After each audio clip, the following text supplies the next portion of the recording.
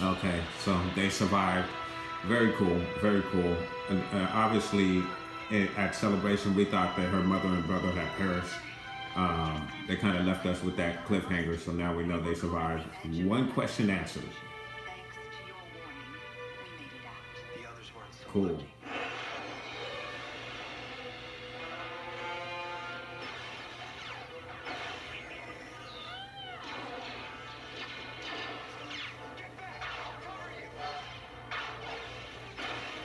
Sabine. Sabine is on one. Ooh. Sabine. She's so mean.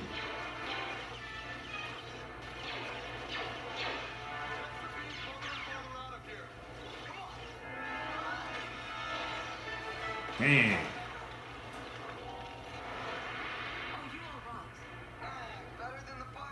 Come on, get up, Ezra.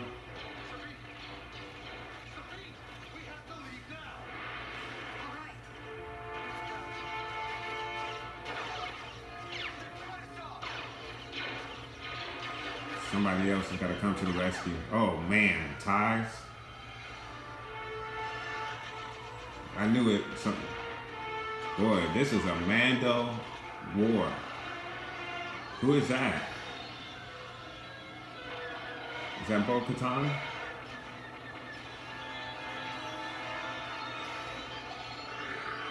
I love that ship. Oh my god. Ooh, they got hit. Who is that? That's Bo-Katan.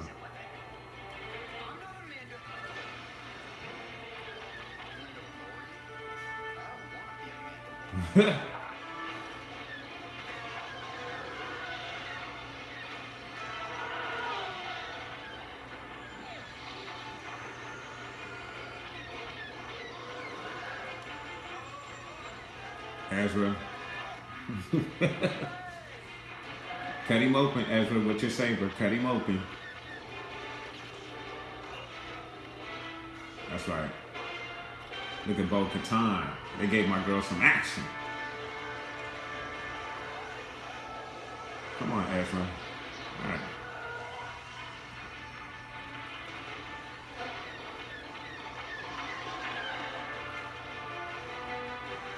That was nice. I like that. That was nice. You're a Mandalore. Why would you create such an abomination? This is the weapon of a coward. Dang, Bo-Katan is not happy with Sabine. Ooh, that sucks. Watch out, watch out.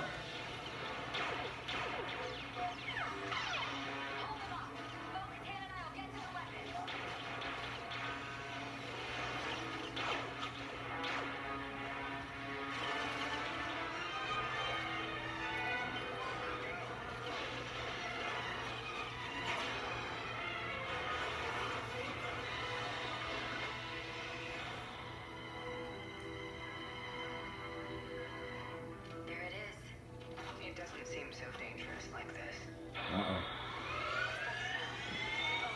Watch out, watch out, watch out. Ah!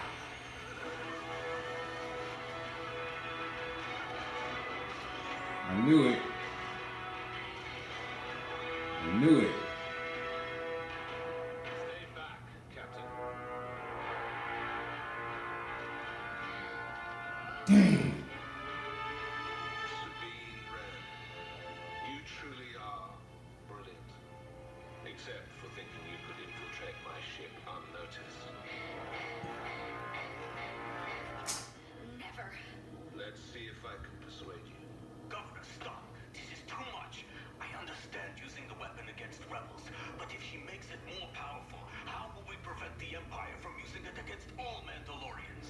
I am the Empire. Uh-oh. Palpatine has shown me the way to true power.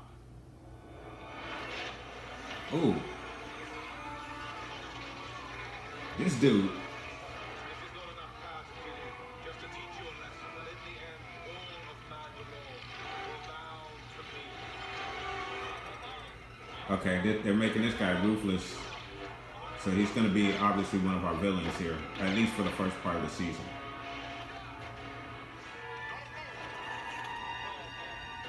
Get him, Kanan. Oh, I'm moving. Come on, Ezra. Just get going. Go, Ezra. Go. Just go, bro.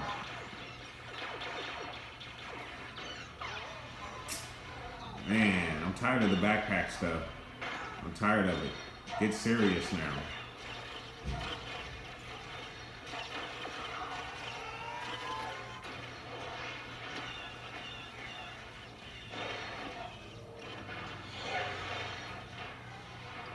Come on.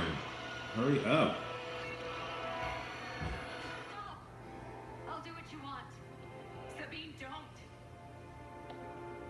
You're doing the right thing, Sabine. This weapon of yours, it can unite the houses. It can bring peace. It's done. The weapon is at full power now, but I'm begging you, don't use it. I'll take that into consideration.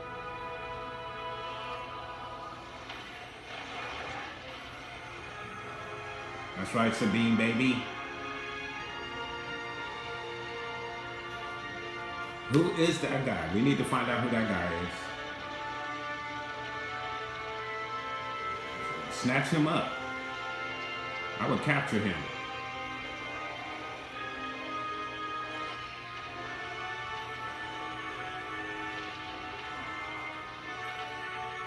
Awesome, awesome.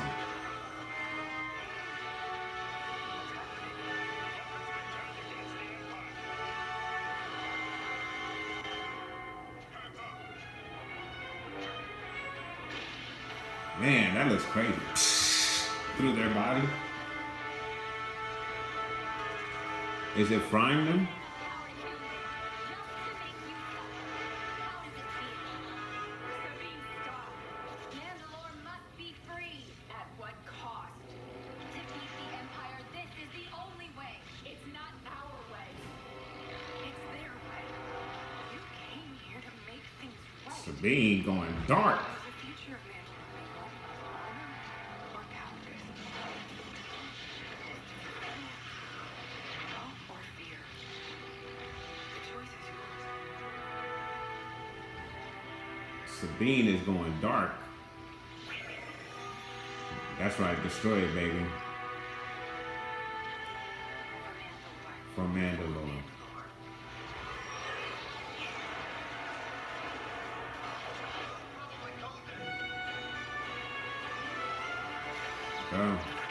Go.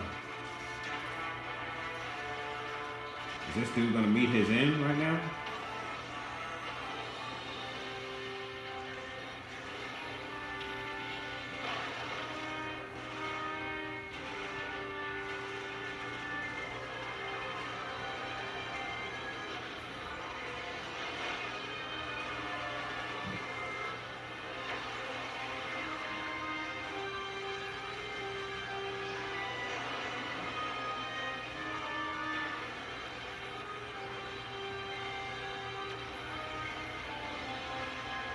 Dang, that's awesome. Looks good.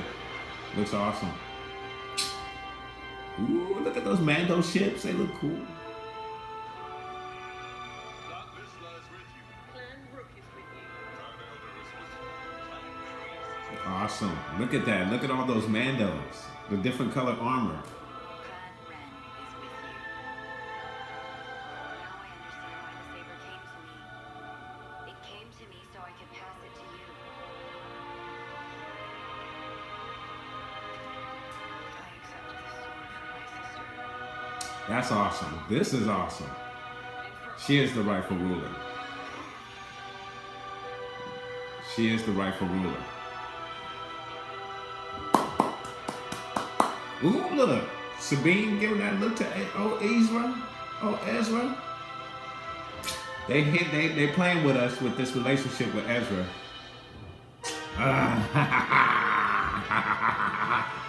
right, guys. A lot of great stuff in that episode, guys.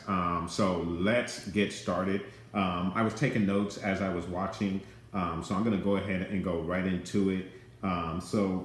Just to, so I don't forget my thought here in regards to Ezra and Sabine, they threw a lot of little subtle hints of a forming of a relationship between Ezra and Sabine. In my opinion, nothing heavy, nothing dramatic, but just little subtle hints throughout the 2 episodes that we just saw here. Ezra's nervousness when speaking to her father, and then the just subtle looks and dialogue between the two, just hinting at a possible relationship going forward. So let's see how that develops as the season goes on. So obviously in the first episode, we got the rescue of Sabine's father, who was to be executed by the Empire. We also got the Saxon clan, who was obviously representing the Empire here. Great battle in that first episode. Obviously, the beginning of the episode was a trap for Sabine. They were trying to capture Sabine from the beginning, actually. And so obviously that failed. And then, of course, they did find out the location of her father and where he was being taken to be executed at a public execution. They had that particular caravan off and were able to rescue her father, as we saw in that episode. So a lot of action in that episode, and we got to meet her father. We got to kind of explore where Sabine gets her creative side, not necessarily from her father, but her father is also a person who enjoys art as well. So it's going to be really interesting if we ever get a formal meeting between Thrawn, Sabine's father, and Sabine, with all of them being kind of artists, fans of art. I think it'd be really interesting to get those 3 in a room together. I'm sure it'd be some great dialogue between those 3 there. And then, of course, we do see it at one point in the first episode where Bo-Katan is rejecting the Darksaber, rejecting her hero's journey. I watch Urban Acolyte a lot, and he's always speaking of the hero's journey and the hero rejecting their call to action. And again, we saw that in the form of Bo-Katan rejecting the leadership that comes along with the Darksaber in that first episode. So I thought that was really, really cool. And shout out to Urban Acolyte, because again, I do watch his channel and he speaks on that a lot. So that immediately came to mind to me. So also another thing that I noticed in that first episode, Kanan is still questioning the Ghost Crew's role in the rebellion, and kind of hinting at his relationship with Hera as well. So in the trailer for this season, we saw at some point later on in this season, Kanan is going to directly confront Hera about their relationship and their role in the rebellion. So this seems to be a theme that they're going to keep hinting at and touch upon throughout the season. So that's going to be something to look for. I think they are building something with that. And I'm going to go ahead and explain that. This is my guess, I should say. So obviously, for those of you who know that I have been predicting for quite a while that Kanan might meet him or would meet his end at the end of this season. I think a lot of the relationship building with Hera is to kind of get us ready for that point emotionally. So when we do get that death, if that is the case, it will be a great emotional death, because we're going to, as I stated, it looks like they're developing the relationship between Hera and Kanan, trying to get us more into that, especially with Kanan questioning his and Hera's role in the rebellion and where it fits in their relationship. So I think that's really going to be key throughout this season. And I think it's really going to help to develop Hera's character. We do know that Hera is going to live on at least as far as the Battle of Scarif. One of the things that I've said before is that it would add more depth to Hera's character if she does experience the death of someone that she loves someone that she lost in this rebellion, in this war. I think Kanan will be that person for her. And again, his death will add more depth to her character and more richness to her story. So let's see if that's something that comes to fruition. That's just a prediction of mine. But I do kind of feel like they're building towards that with these little tidbits that they're giving us between his relationship and Herod's relationship. So I thought that was very, very key. And I think that's a theme that we will see repeatedly throughout the season. So we also learned more about this weapon that Sabine has created. Now, we first learned that Sabine had created a weapon that was used against her people in the episode for season 3, which was Trials of the Darksaber, where she basically confessed all of this to Kanan during their little training battle with the Darksaber.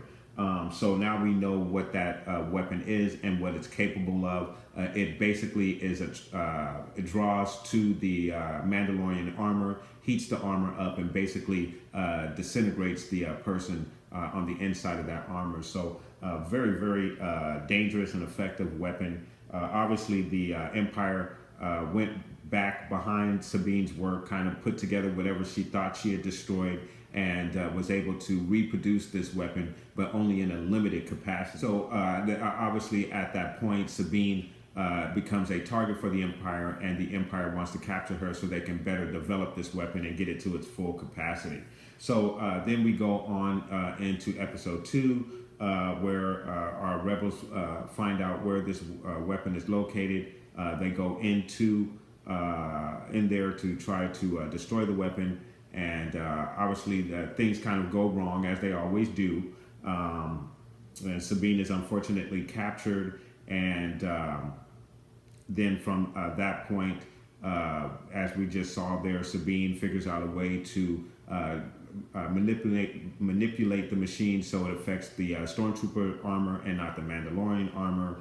And then, of course, as we saw, they are able to save the day and destroy the ship and the weapon itself. So very, very cool. I absolutely love this episode. I love the development that they are giving Sabine. I mean, and all of the characters. Bo-Katan, we learn more about Bo-Katan. I really, really enjoyed the ending of this episode with Bo-Katan accepting her challenge, accepting her call to action as the leader of the Mandalorians. And she is the rightful ruler of Mandalore. And as I spoke of earlier in my reaction, for those you hear a lot, or I hear a lot on Facebook through the various Star Wars discussion groups that I'm a part of, you always hear a call to finish the Clone Wars. You finished the Clone Wars. You didn't finish the story to the Clone Wars, Filoni. Well, Filoni is giving you the finished stories in Clone Wars. We've seen a full circle with Duchess Satine brought all the way back around, where now her sister Bo-Katan is now taking up the same role that Duchess Satine had, and we've seen that come full circle with her Bo-Katan's rebellion against Maul when he was in power over the Mandalorians. And then, of course, once that power transferred over to the Empire, she again rebelled against them and was an outcast, basically. And now it's come full circle where she has basically united a great deal of the houses under the Darksaber. So now she will be wielding the Darksaber. And I think that's absolutely, of course, we would have loved to have Sabine be the leader of the Mandalorians and wield that Darksaber. But I think it's proper that Bo-Katan is the leader and the one to wield that Darksaber. So very, very interesting there. Also, we got a little bit of Dark Sabine there, right?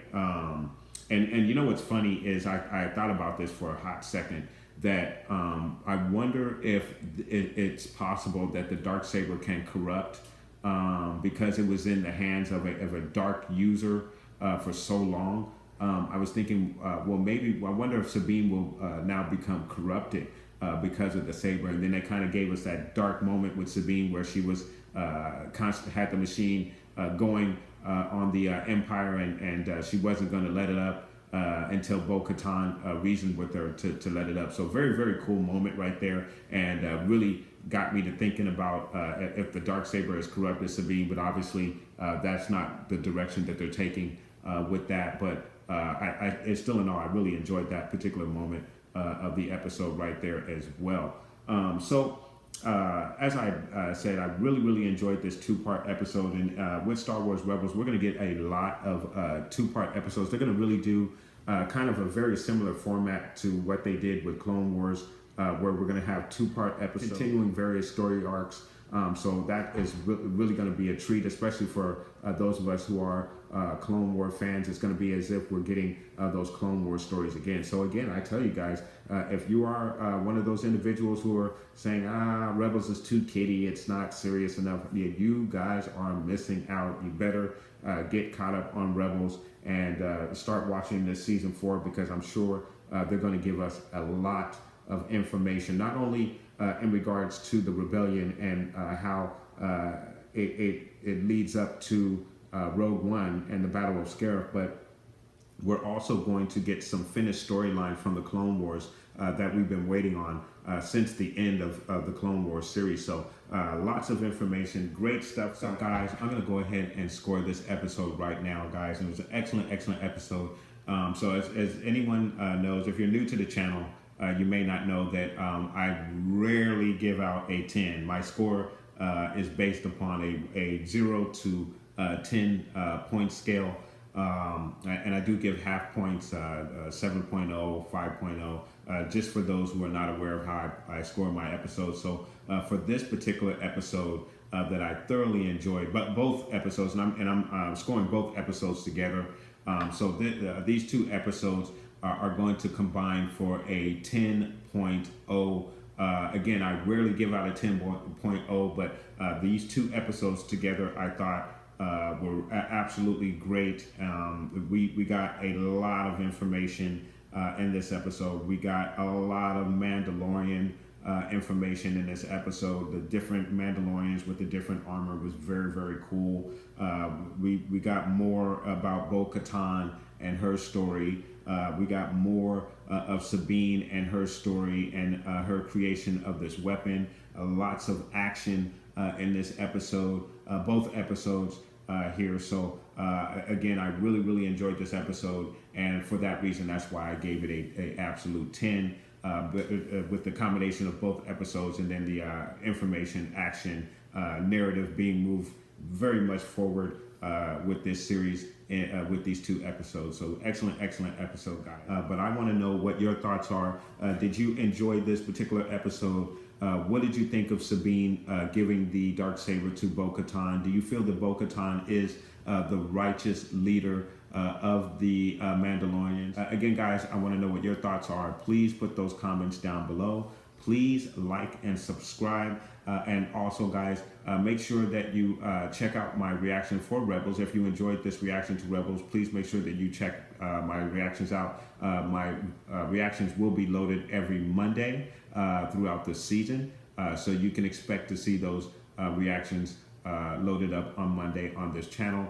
Make sure you click the little bell there so you can get alerts and find out when I have those particular reactions uploaded. So thank you again, guys. And from the Father to the Son to the Obi-Wan Force Ghost, may the Force be with you always.